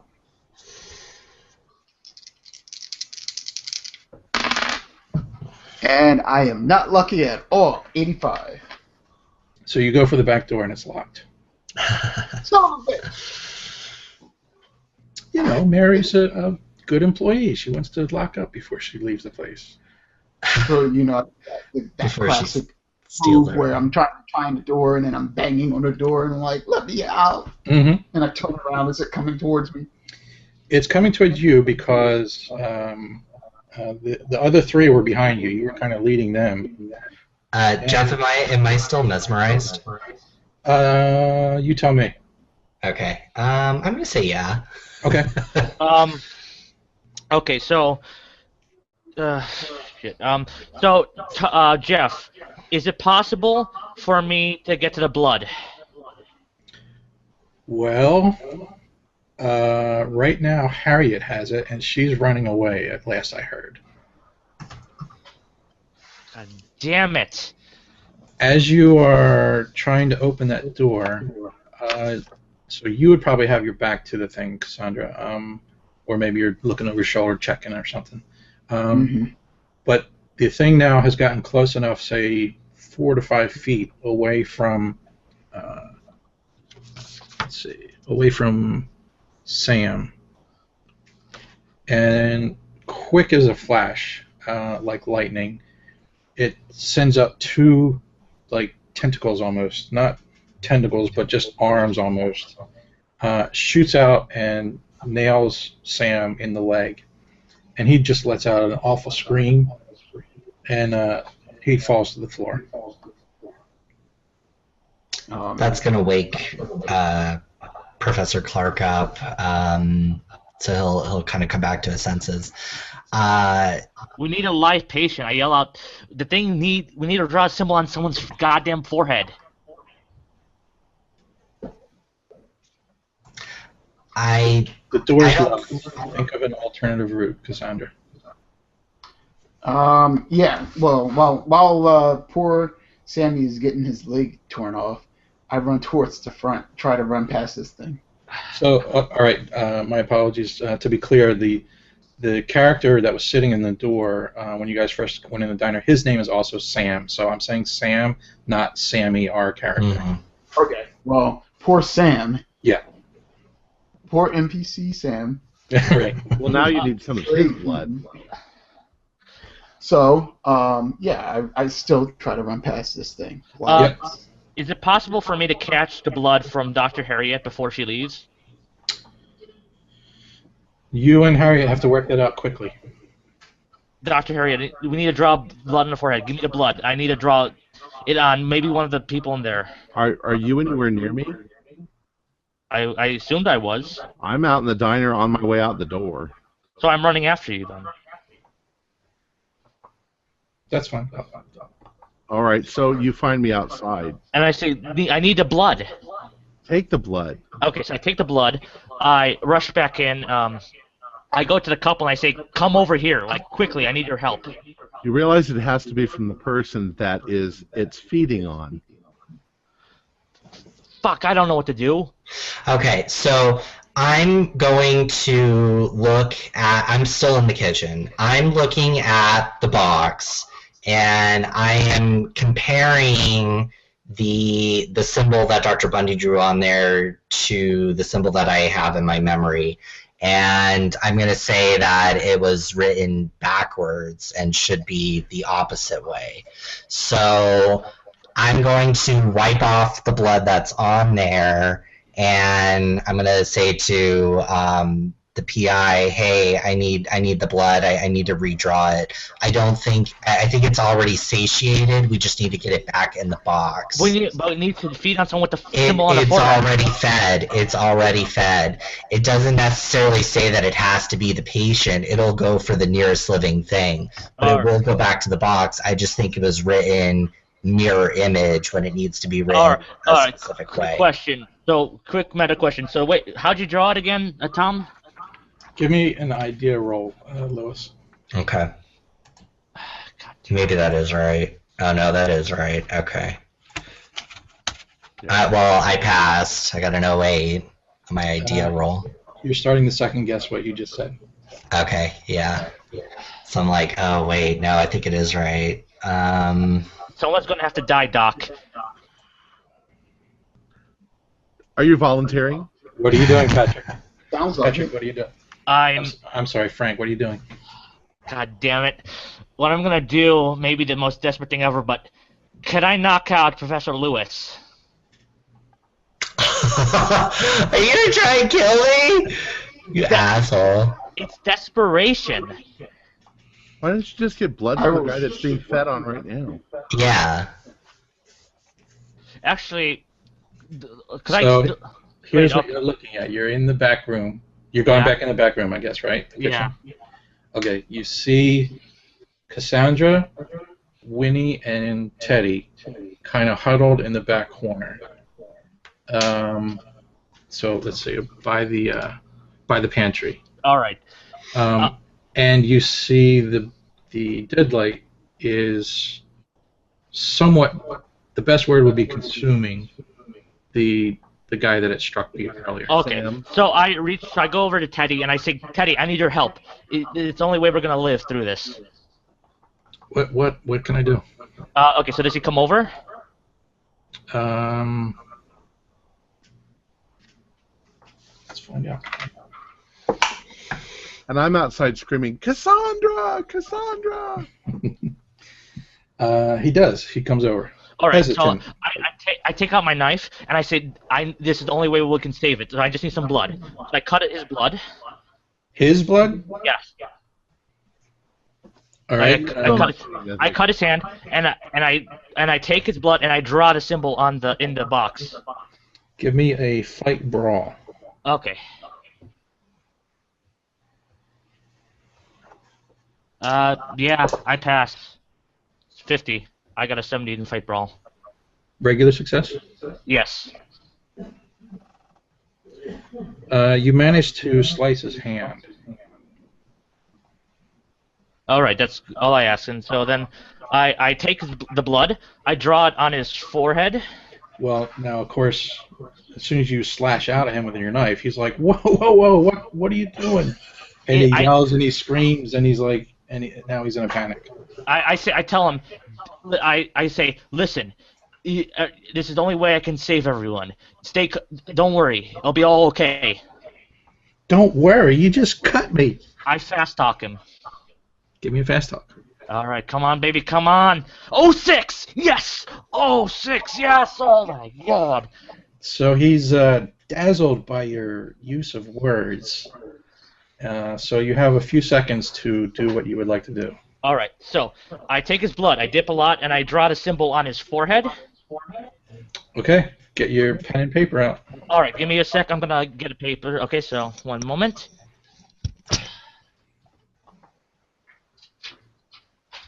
Okay. I got the paper. Give me a sec here. Should I roll a d10 to see how many tries I get? No, you're gonna get 3 tries. Okay. So. Because you're under panic situation at this point. And of course, we picked the guy who doesn't have his screen showing, so. Yeah. But yeah, you can turn it on again, right? Okay, so yeah, give me a sec. Sure, no problem. Okay, I turn it back on. Give me a sec. Like that, right? All right, hold it there for a minute. Here, hold on. I can put him up. Oh, you can. Okay, yeah. That's wrong.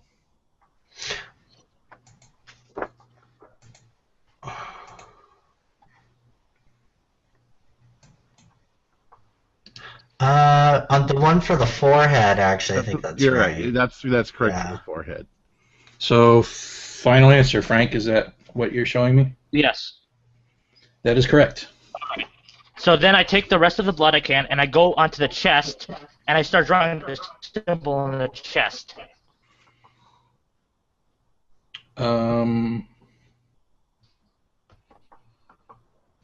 Give me an idea roll. Okay. Pass, 37.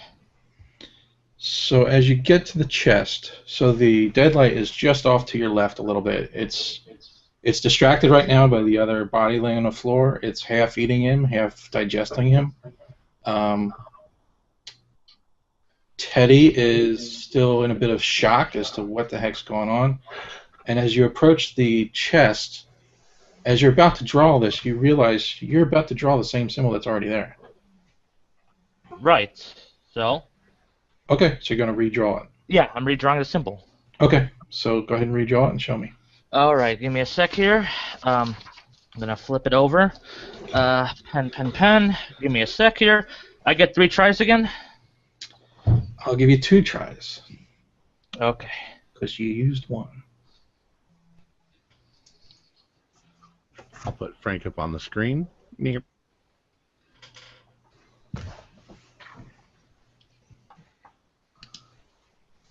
Okay.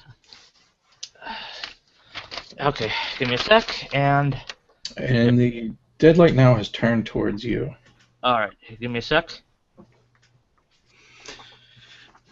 Okay. Shouldn't I get bonuses since they're basically copying the symbol? Say that again? Won't I get bonuses because I'm just copying over the symbol? No, that's fine. So I'll ask you again. Is that your final answer? Yes. Yep, that's correct. Yes. Now, the thing is making its way towards you, but it kind of raises up over the preparation table, the kitchen there. Yeah. And it now is heading towards Teddy. All right. So I say, Teddy, hold still. I actually have my gun out. You're murdering this guy. And he starts backing up. I take out my gun and I point it at him. He stops and he looks at the thing again, and he's just now staring at this thing. And it gets closer, and it gets about 4 feet away or so, and immediately 2 sharp tentacle-like things flash out from it. Okay. Nail him in the leg. All right, as that's happening, I get that candle wax, and I get it ready. Okay, where was the candle wax? It's on the In my stove. pocket. On the stove. No, I thought you put it that's on No, the the stove. you said on the It's stove. It's on the stove. Okay. And Professor Glenn just standing there like, what the hell? Well, Frank! Professor, you're now aware that Frank is a murderer. Yeah, and I'm just like backing out slowly of the diner. So this thing starts to slowly envelop Teddy. I'm sure Winifred's just Winnie is in screaming the her head corner. off. She's crying, she's yelling, she's screaming. Cassandra's probably doing the same, something I similar. think Frank needs to do some sanity rolls. Yeah, I'm gonna do a sanity check for me for sure. Frank, yeah, definitely give me a sanity. And I don't make that. How I much? don't 30. make mine either. I make mine 37. You make it? Yeah. I think you should lose sanity just for murdering someone. Yeah, you just murdered someone. Yeah, I'm not going to be I was easy. doing what it took to survive. You still murdered somebody, a completely innocent person. If you were noble, you would have sacrificed yourself. Instead, you sacrificed somebody else. Give me... And you ran away. I'm a little old lady. You're a hypocrite. Alright, I'm going to write a number down.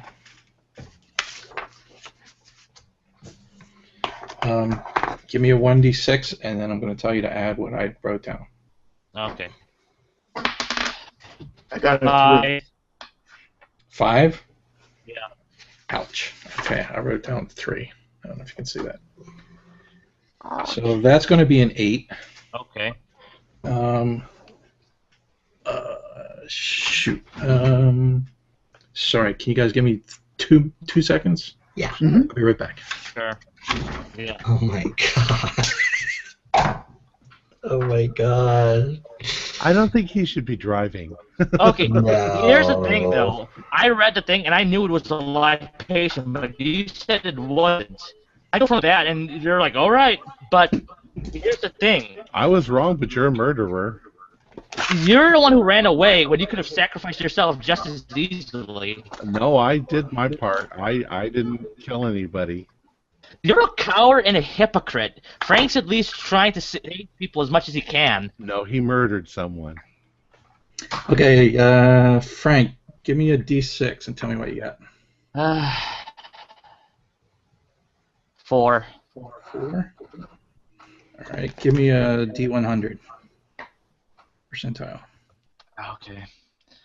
62. Okay, that'll work. Frank, you have Ligromania. Hmm? You have Ligromania. You have an uncontrollable compulsion to make loud or shrill noises. So you're whistling. You've murdered somebody and now you're whistling about it. Oh god. What did Cassandra and I lose for witnessing this? Did you pass or fail? I think we both failed, yeah. Do a 1d4 plus 1. Oh my god. Okay, that's 3. I lost 4. Jesus. Almost. Almost. So, the thing finishes devouring Teddy. It senses that the box is behind it. It turns and it sees the symbol that Frank drew on the lid, and it starts going towards the box. All right. After a few seconds, it's in the box. I slam it shut, Slam the lid shut, and I put the wax symbol on it. and you pour the wax inside to the seal. Yes. It's basically like a little trowel almost. You just Right. pour it in. Right. And congratulations, I think you passed the deadlight, although at a cost. We've got some serious aftermath. Oh my god! Yeah, Frank is Professor Clark has stopped backing out of the diner. He's just fully running out of the diner at this point. Yeah. Frank is on the floor. He's just like. Frank, you sealed the thing. You're kind of laying on the floor, kind of, sort of, just sitting on your butt there. Let out a nice little yelp or a squeal or. That'll work. I kind of give like it's kind of like a yell of rage, you know. It's like you can tell like he's a rage, a sadness, contempt, and just pure, you know, disgust. But it's really high pitched. Screechy. So, What's Winifred do? Exactly. This now. Yeah, I'm real curious. To where it's a little bit. We're off the books now. So, you guys tell me what you would like to do next. All right. So. I'd like to go home. Fuck this guy. Yeah. Yeah, Professor Clark is just sitting in the car right now, just head in hands, and you know, Frank's just like, you know, he's kind of like, you know, angry, frustrated, and crying at what he's just done. But, you know, he looks at the case and he's like, fuck, what the? He's just like looking at the case and he's just not sure what to even do with this goddamn thing. Cassandra! I'm venturing back inside to see if Cassandra's turned to ashes yet. Cassandra, are you there? I you know, like I'm looking at the, you know, the pile of ash that was, you know, this stranger that Frankie sacrificed, and yeah, when I hear my grandma calling me, I kind of snap out of it. And then, like, you know, I'll say, he killed him. Frankie killed him. I had to do what to save us all. Your grandmother ran away. She didn't read the Monster. You think I wanted to do that? And I kind of like grab her. I'm like, Cassie. Get your hands off me! Unhand me! Cassie. And I kind of like, Cassie, please. I didn't want to do it. I run to Nana and I like hug her and like I'm crying into her shoulder and I'm like, he's a monster. Monster. And you know you can see tears in his face. Like, I saved you all. I tried my damnedest to do what I could. I'll tell you what, let's put this all behind us and go find Dr. What's in Blackwater Creek. We must continue on with the mission. Bye, Winifred. See ya. Exactly. I got your husband. I'm thinking maybe we could take Frank along, but we'll tie him up. I guess, in our defense, the police wouldn't believe anything. There's no evidence, so there you go. I saved all of you. You all ran. You were cowards, and you're being hypocrites for me when I decided to save as much as all of you as I could. Yeah, If you read, you murdered someone. Yeah. All right, yeah, so let's do and you this. ran away to let people get murdered. You murdered someone to save us all. So let's do this. After everybody gets this kind of out of their system and the yelling and screaming has kind of died down a little bit, you all kind of look at each other and you look over and you see Winnie. What are you guys going to do with her? Oh, God. Is there a freezer? Lock her back. Well, we already blew down the door, so we can't just lock her back in the office until the cops come in the morning. Well, we could use the deadlight to get rid of her.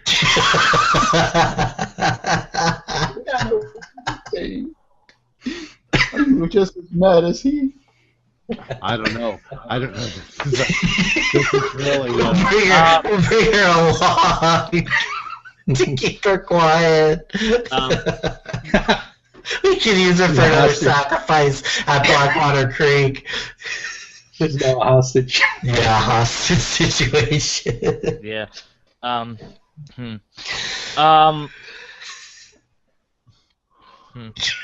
guess in all seriousness, Frank's just kind of looking at her, and he's like, "I'm sorry," he's just like, giving like sorry. Do an idea roll, Frank. Okay. Oops, sorry. There we go. 66. So that's a pass. Now I'm going to mention this, but you can do with this information what you want. You're apologizing to her, and you kind of like you go up to take your flask, and you realize there's an envelope in your breast pocket. Okay, and I take out the envelope, and I go over to her and I kind of like toss the envelope at her feet and like, go start a new life. Okay. Not quite how I would have done it, but. And I just take a sip, Sorry. Oh my gosh. Okay, actually, we should all just go with that. And I mean, actually, honestly, we do have to find a way to get to the next part of the story. Right. Yes. So, wait, real quick. I just remembered that, Frank, you actually have your whiskey flask, but you also have a jar of moonshine in your pocket, too. Right, What are you You sipping? actually have a full truck of moonshine. That's true. I'm drinking my own personal whiskey. Okay, that's fine. Also, me and Sam, has it stopped raining? It's still, let's say it's around midnight. It's still coming down pretty good. All right, so I'm kind of like looking at the box, and I'm saying, we're burying this thing. We're going deep into the woods, and we're burying that thing, and we're leaving it there. I don't know. I am not giving this thing to the universe. I'm not giving anything to this thing. This thing's going to lay buried for all of goddamn time. I'm not sure that I trust your judgment at this point in time. I think you're crazy. Well, let's do this. So, Frank, you're pretty. I can tell by your emotion. You're bound and determined to do this. Is anybody going to try to stop Frank from doing that? Well, I'm in the car, but I guess I'll have wandered back out into the diner. I just kind of whispered to Dr. Bundy, we could come get it later. Well, I'm not so thinking about that. I think whatever. I'm just not sure I want to leave it somewhere, because that's just asking for somebody to. I'm saying we bury it. I'm saying we bury it deep in the ground. People in the middle find of the... things. Some guy with a metal detector 400 years from now is going to find that thing and. And won't have any way of controlling it. We could take it with us. Maybe it'll come in handy at Blackwater Creek. That's what I'm thinking. I think I've gone a little nuts. I've lost 11 sanity over the course of just this mission. He made a lot of money performing whatever he was doing. There you go. I'm not like we're not taking this with us. We're not giving to the university. We're just gonna seal it away.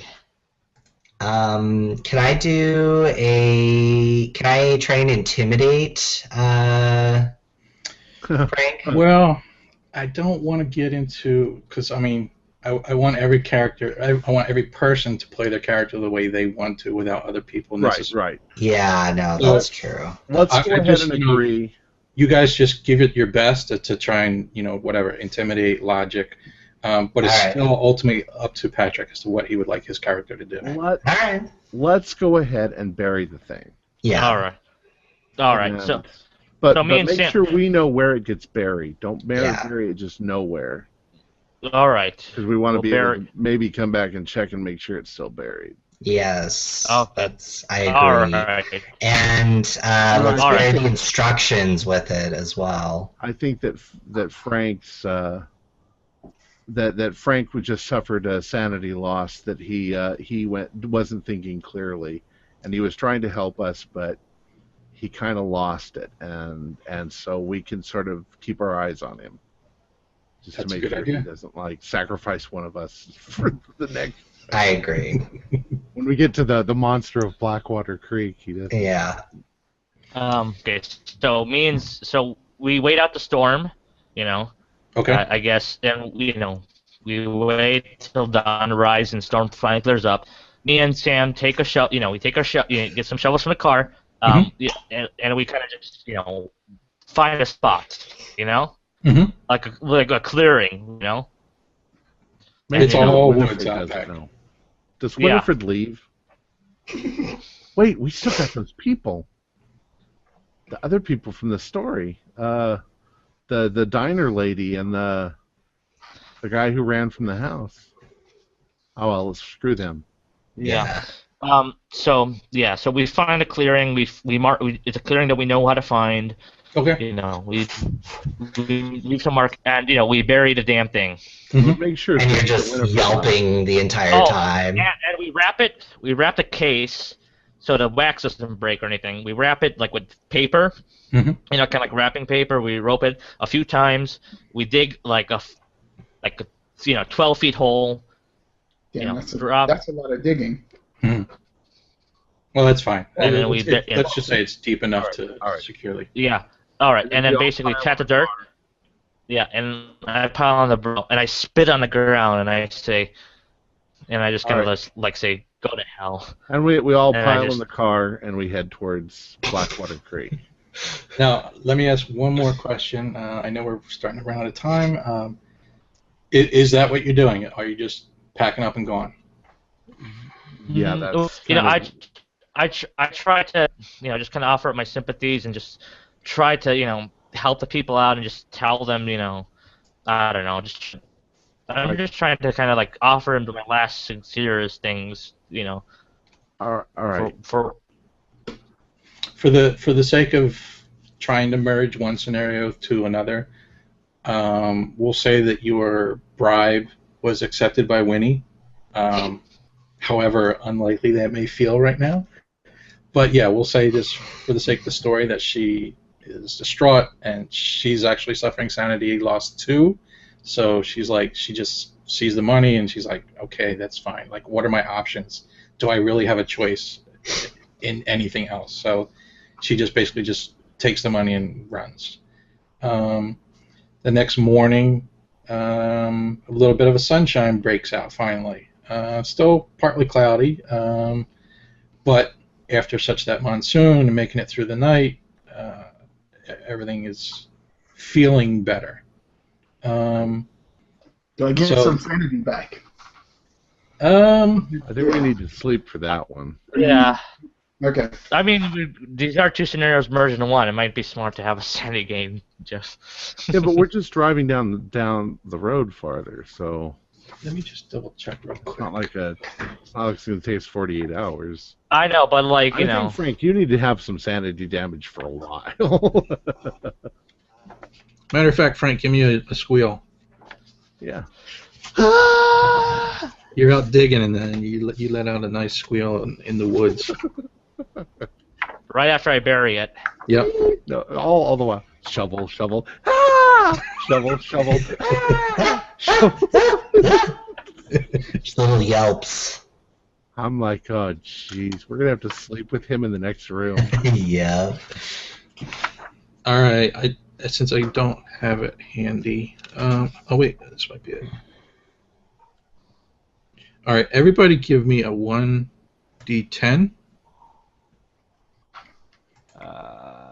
9. and remind me to do this for Sammy and Jerome. 7. Or I got a 9. 9. Wow. 4. So enter that number in for your Cthulhu Mythos. Ooh. Oh, nice. Mhm. Not really, but nice. Which And- drops your max sanity. Yeah. Well, let's do this. I won't drop it by half that number. I'll be nice. Okay. Okay. So 9, that'll be 3. Or it'll be 3. That'll be. Well, I can't divide Well, nines. Normally it would be 4.5, but since this is Cthulhu and this is now working against you, I'm going to say 5. Okay. Yeah, it's always in Cthulhu. It's always to the Right. worst number. Okay.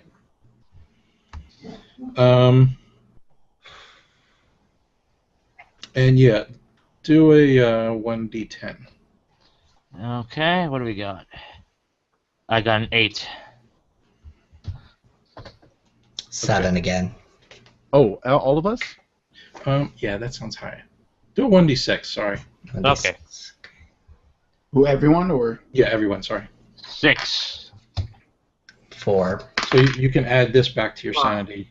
5. Yay. So I have 66 at sanity. Okay. But you're still going to be suffering, Patrick. So. Back to normal. Is this temporary or permanently? Until further notice. All right. Wow. We've already gotten comments online that said that was fun. Good. Yeah. Good. I know we're kind of out of time, but do you guys want to spend just a couple minutes talking, or would you rather just? I think we're still playing, so we've got. Oh yeah, definitely. Like you guys now have gotten in the car and you're headed to your destination. I'm definitely going to ultimately ask you, what the hell is that all about? What did I do wrong? What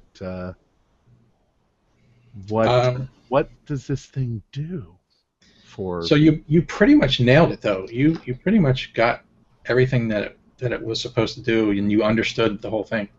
So it was an abortion thing. Pretty much, but not just abortions. Like it could also be like if somebody actually just had a brat child and just didn't want to deal with their child anymore. Oh. The child could have been 2 years old, and they just call up Dr. Webb. He comes out, sets the deadlight on him.